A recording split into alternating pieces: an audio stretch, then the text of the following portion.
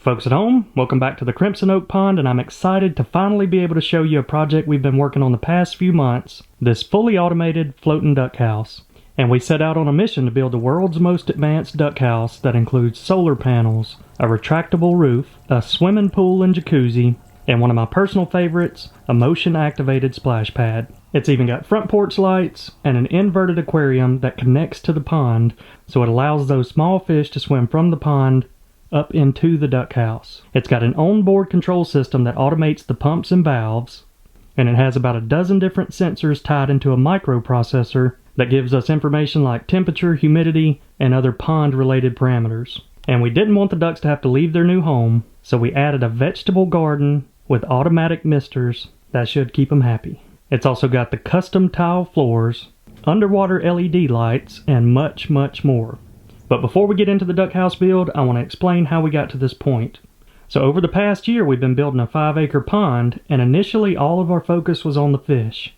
We started stocking it with bait fish like bluegills and threadfin shad, and then we added the predator fish, which is a tiger bass.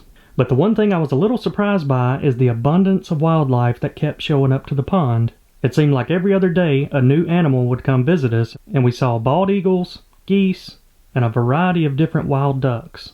And while we were building the pond, we made sure to put an island out in the middle for our pet ducks and also all of the wild ducks. And it didn't take us long to start seeing all of the duck predators. It started out with land animals, like these bobcats and all of the unsuccessful attempts of getting access to their original duck house. And then we started seeing more of the aerial predators, including the hawks and some of our fan favorite owls that we call Hooter and Al Capone. So since there were so many predators in the area, we almost gave up hope that we would ever have ducks in the pond.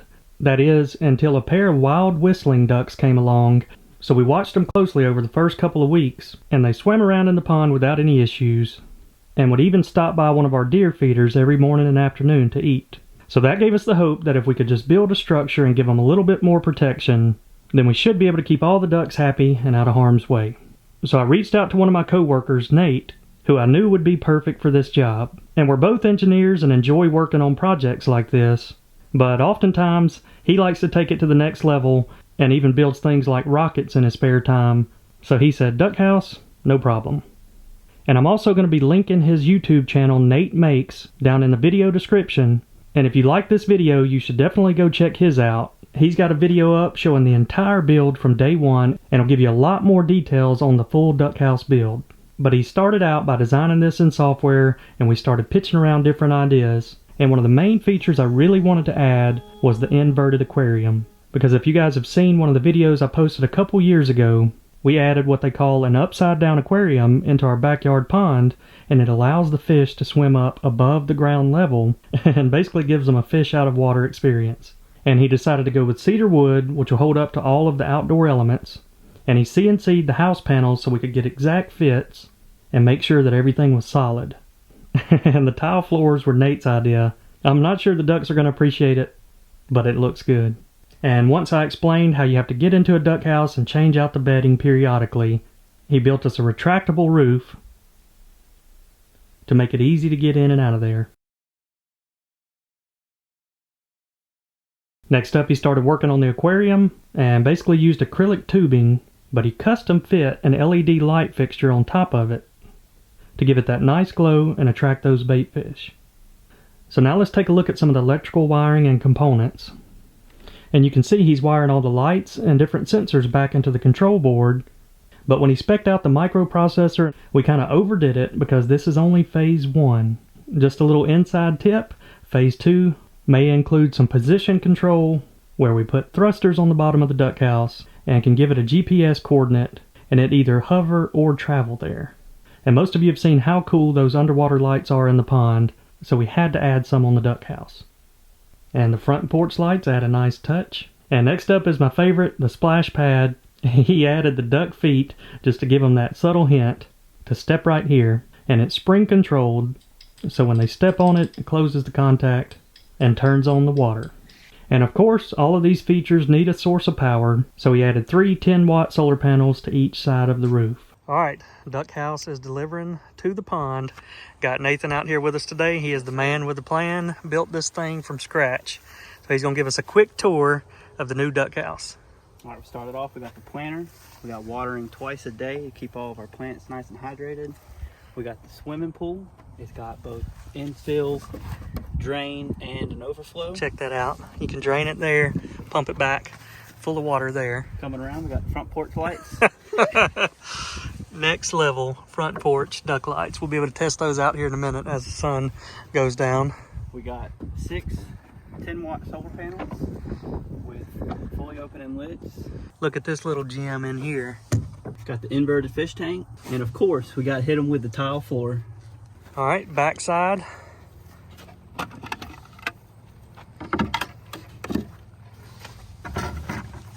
This is our full electronics package where we are automating and collecting sensor data all along this duck house. Solenoid valves to control all the water flow.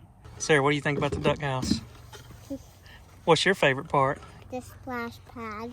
So Nathan saved the best part for last, the duck foot splash pad. So we're going to test that out as soon as we get in the water. So the last thing we have to do before we put it in the pond is plant the garden, and I'm going to start it off with some brown top millet. Now it's time to test it out and see if it floats. So far, everything's working out perfect. The swimming pool pumps are working. We got that filling up. We got the misters on the garden turned on. So we ran out of daylight and decided to leave it on land tonight. But now's a good time to talk about the giveaway. So we're going to let one of you all name the new duck house. We're going to be giving away a prize package to whichever one of you leaves us the best name. But here's the catch. To enter the contest, you have to leave that comment on Nate's video. I've got a link right down here in the video description.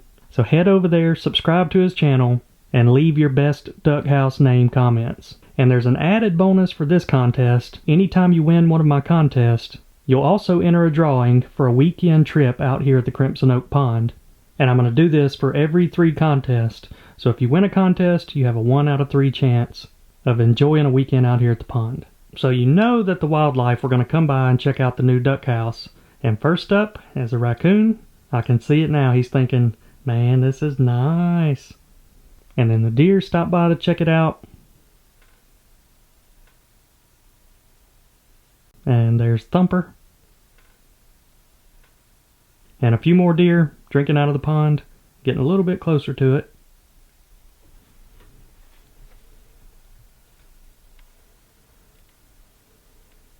But check this out. Looks like we got a cat looking for a new home.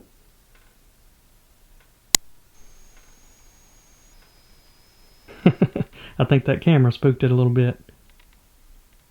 Alright, we ran out of sunlight yesterday afternoon, so we postponed launching the duck house until this morning.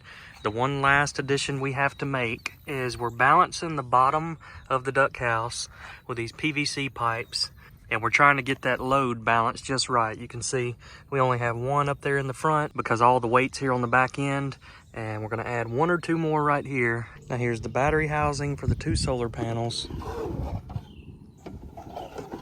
And we've got the control panel in here. All the sensors, pumps, and solenoid valves are wired back into this box. So you can manually turn pumps on. We've got push buttons to activate different things like lights. And check that out. That is about as complex of a duck house as you're ever gonna see. Got the small SD card storing all the data. He even has magnets in there to make sure everything has a snug fit.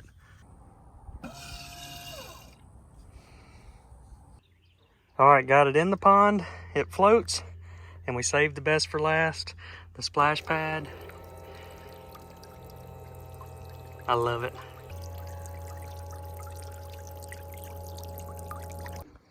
Alright, got it in. Got everything filled up. There's just a little bit of extra weight here on the front, so he's letting some water in on the back end. All right, the last step is to suction the air out of the fish tank.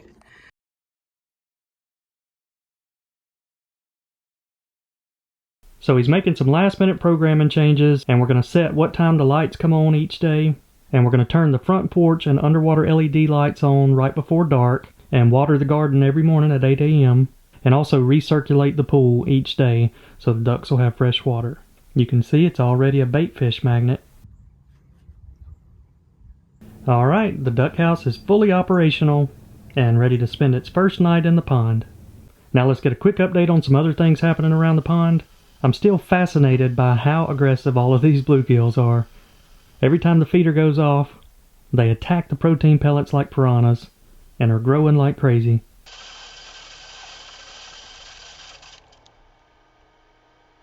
Alright, it's time to catch a bass out here and see how big they've gotten. We're going to be using this little drop shot rig, and I'm going to see if any of them are hanging out around the duck house.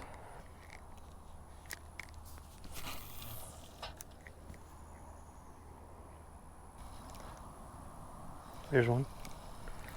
Right there at the duck house. Oh, it's a big one too. Oh wow, it's the biggest bass we caught. Up under the duck house. Look at that. I mean, a thick one. That is awesome. So here's a look at this fish 4 months ago. It was only 2 inches, and man, that's amazing how fast these tiger bass grow. The new duck house providing structure for these little bass. So I would say that that one's big enough to tag. So here in the next couple of videos, we're going to start our tagging process and start putting those pit tags in them.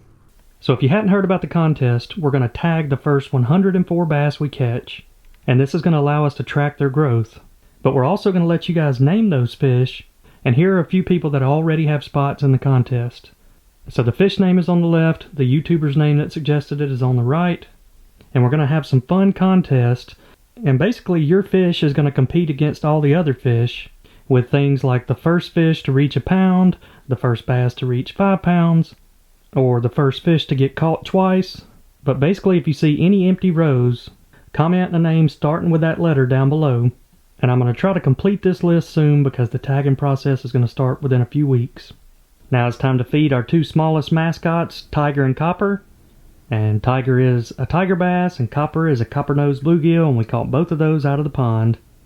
And we've been feeding them a combination of golden shiners out of the bait tank and protein pellets out of the fish feeders. And just like Moby, Tiger's really aggressive.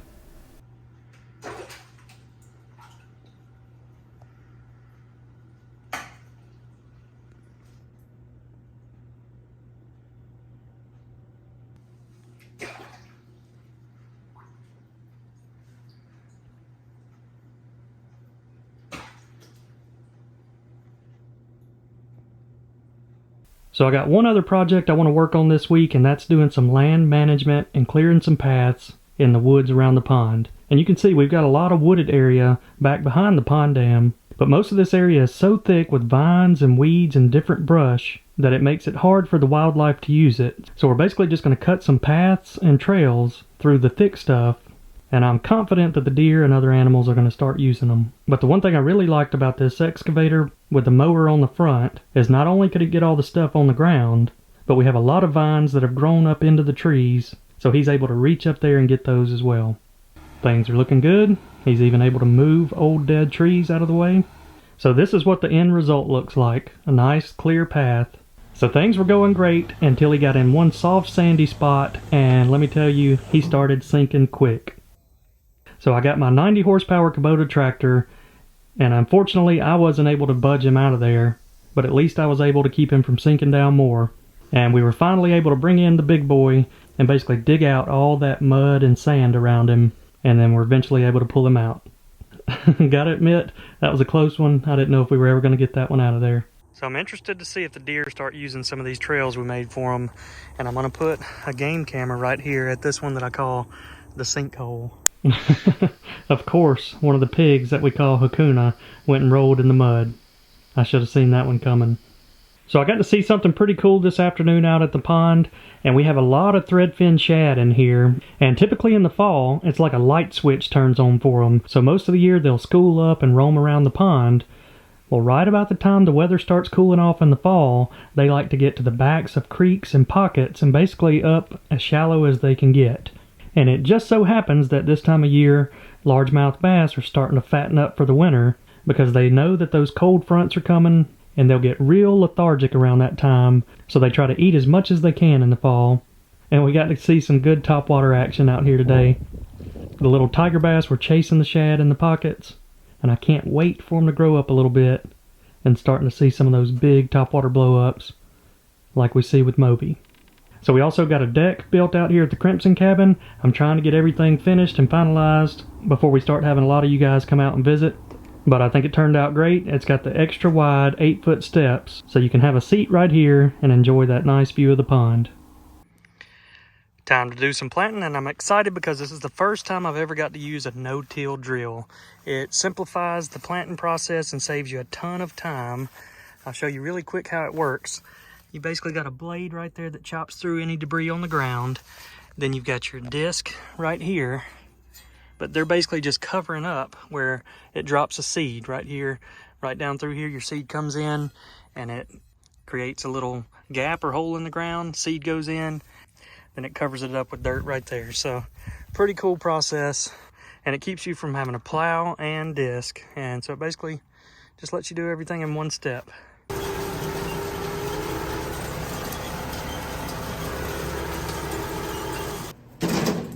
And now it's time to feed the world's most aggressive bass, Mr. Moby.